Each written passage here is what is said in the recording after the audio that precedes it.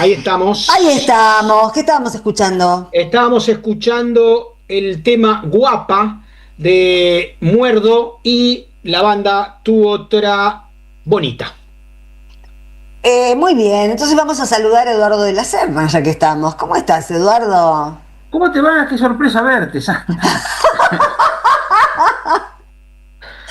Tanto tiempo, qué sorpresa. Un martes y aparece Eduardo de la Serna, que estoy tratando de ver la actitud antigua frente a la lepra y las discriminaciones de hoy. Ah, qué Quiero interesante. adelantar una Que cosa que siempre leí nos un contás cosas de artículo. qué pasaba en el siglo I.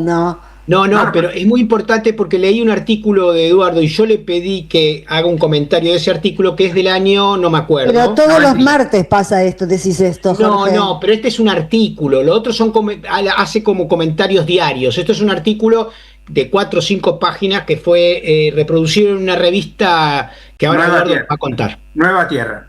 No, la Ah, cuestión fue Nueva así. Tierra, la conozco, sí. La cuestión fue así. En el año 96, estaba Carlos Saúl primero, empezó Topadora Domínguez un proceso de erradicación de la Villa 31. ¿Mm? Y entonces, como empezó un proceso de erradicación de la Villa 31 con topadoras y todas esas cosas ahí, un grupo de curas, 8 curas, empezaron una huelga de hambre. Yo estuve todos los días, yo hacía la huelga de hambre durante el día y durante la noche iba a acompañar a la mamá de una amiga que se estaba muriendo, después se terminó muriendo. Así que yo no dormía ahí, así que hice una huelga de hambre intermitente, pero yo hice todo lo que hicieron los compañeros, ¿no?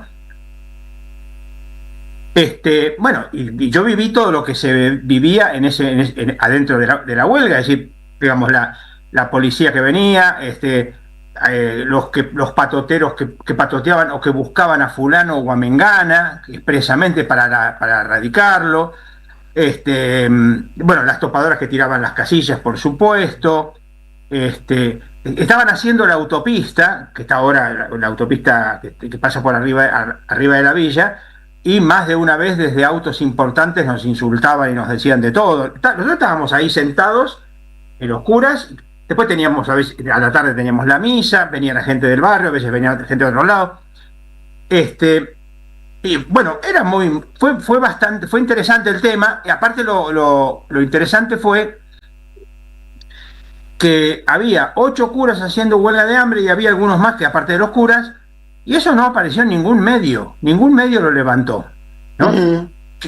Lo único que sí había 3 periodistas de algún medio que iban todos los días y tenían una actitud positiva, pero los medios no acompañaban, ¿no?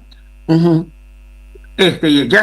Cuando ya empezó a estar complicada la cosa, porque más de 40 días de huelga de hambre se hace complicada la cosa, era divertido, porque nunca faltaba alguna monjita o alguna viejita que decía, te traía, suponete, un Gatorade o algo así. Decía, tengo un sanguchito, como para, viste, que disimulemos, ¿no? Algo así, todas esas cosas. Pero bueno, no aparecía en ningún medio y la cosa era complicada. Claro, y las huelgas de hambre se hacen para tener visibilidad, no para que no salga en Exactamente, ninguna parte. Claro, claro. exactamente. ¿No? Por supuesto, apareció Menem diciendo que éramos activistas políticos. Yo lo que pongo en el artículo es la primera vez que una huelga es actividad. Porque no, porque era insólito. Sí, sí, pero es actividad. Pero bueno, hasta que apareció el cardenal, después de 40 días, ¿no? Apareció el ¿Quién cardenal. era el cardenal? Cuarrachino. ¡Oh! Claro, no, pero a ver, seguramente Cuarrachino estaría en contra, pero apareció y estuvo un mediodía ahí, o un par de horas por lo menos estuvo ahí, y entonces ya no pudieron esconder los medios que había estado, ¿no? Y además él no tomó una posición en contra, por lo menos pública, y la cuestión es que eso determinó que más que con algunos, la erradicación de la villa terminara y no se produjera, ¿no? Yo creo que la presencia de Cuarrachino influyó, Ayudó, sí, claro. influyó más que nada por el hecho de que estuviera, ¿no? Entonces, había misas todos los días y los domingos eran más de 100 curas que celebrábamos, etcétera. No, estaba bien, era interesante. Pero la cuestión es, y acá venía la reflexión, que es evidente en ambientes concretos que había que sacar a los villeros de la ciudad porque no tienen derecho a vivir en la ciudad. Los villeros no pueden estar en la ciudad, ¿no? Y acá entonces yo le hice toda la reflexión, porque la cuestión es sencilla. En el mundo antiguo y en la Biblia especialmente, la lepra era más que una enfermedad, porque hay otras, ¿no? Es decir, era además algo que hacía a la persona impura y por lo tanto no podía tener contactos con otras personas, ni siquiera, y tampoco con Dios. Por eso los que tenían lepra tenían que vivir fuera de la ciudad, tenían que ir, si iban por un camino del campo, tenían que ir gritando: soy impuro, mira qué humillante, qué humillante, ¿no? Soy impuro, para que nadie se le acercara. ¿Pero por qué? Porque si yo me acerco a un impuro, yo también soy impuro, y por lo tanto yo tampoco puedo entrar en una ciudad, no puedo entrar en mi casa, no puedo estar en el templo, etcétera, ¿no? Y entonces, de hecho, es cierto, la lepra siguió siendo una enfermedad estigmatizante totalmente. Sí, me estoy acordando del Che. Por ejemplo, hay que acordarte del Che cuando cruza a Iquitos, Iquitos, dije bien, cuando, pero también acordarse cuando en la película, no me acuerdo qué película era, la Brigada Diario de motocicletas. No, pero esa película que hablaba del medioevo, que la persona con lepra tenía que andar con una campana para que todo el mundo supiera que pasaba una persona con lepra, ¿no? De hecho, la palabra leproso pasa a ser una mala palabra. Claro. Un insulto. De hecho, eso fue la intención con la que le empezaron a decir leprosos en Rosario, ¿no? Claro, a la lepra, porque habían intentado. ¿Cuál es la lepra, Newell's? Newell's, ¿no? Newell's. Pero era porque querían juntar plata para un leprosario. Pero acá acuérdate que el leprosario que está cerca de Luján tenía hasta estafeta postal porque no se podía entrar ahí. Entonces era algo que, es decir, era bueno, y acá entonces es interesante, y acá venía la reflexión, porque a los villeros se los trata como a las personas con lepra. Claro. Es decir, no tienen derecho a existir, no tienen derecho a estar en la ciudad, tienen que estar en los márgenes, fuera de la ciudad, porque son impuros. Y vos fijate, y eso me parece que es interesante, sintomático y triste. De hecho, las Naciones Unidas piden que no se hable de leprosos, sino de personas con lepra. Porque la palabra leproso es estigmatizante, ¿no? Claro. Vos no decís, parece ejemplo, una identidad y es una condición que puede ser transitoria. Exacto, sobre todo porque ahora la lepra tiene cura. Pero bueno, fuera de eso, entonces la persona con lepra es totalmente estigmatizada. Y entonces venía esto. Vos fíjate que así como se decía leproso y se estigmatizaba, se siguen usando palabras estigmatizantes de personas que no tienen derecho a estar, no pueden estar acá, ¿no? Por ejemplo, la palabra negro, villero, planero, boliviano, paraguayo, cuca, ¿no? Es decir, todas esas palabras que buscan ser estigmatizantes. Es la Armada Brancaleone donde aparece la cosa de la campaña.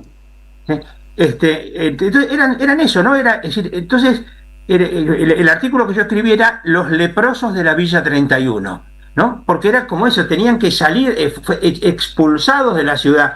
Y basta ver cómo, insisto, hay palabras que son lo suficientemente, es decir, vos sos un negro y ya está, no tenés derecho a, ¿no? Basta mirar algunos de los chats de la candidata, por ejemplo, ¿no? Que son totalmente estigmatizantes. ¿De qué candidata? Ayer, creo que fue ayer, no sé, pero ¿cómo se llama? No me sale, a ver, la candidata... Karina Vázquez, alias Karen Reinhardt. No, pero lo que me causaba gracia es que, no me acuerdo cómo se llama la periodista que es abogada, que está en Futurock, que no me sale el nombre ahora. Julia Mengolini. Julia Mengolini le dijo: no, está bien, no tengo problema con tu apellido, vos sos tercer Reinhardt, dijo. ¿No? ¿No? Pero entonces es eso, vos mirás los tweets, ¿no? y eso bueno, qué villero que sos, Boca. La verdad es que ella quería hacer un muro para separar a los villeros de los pobres de los argentinos de bien. Es decir, esa mentalidad, esa estructura mental de leproso, ¿no? De tener, digamos, que las personas que son diferentes tienen lepra y por lo tanto es contagioso y por lo tanto hay que aislarnos de ellos, ¿no? Y eso claro. me parecía interesante tenerlo presente. Después siguió, por supuesto, el tema de la lepra y sigue hasta hoy, ¿no? De hecho,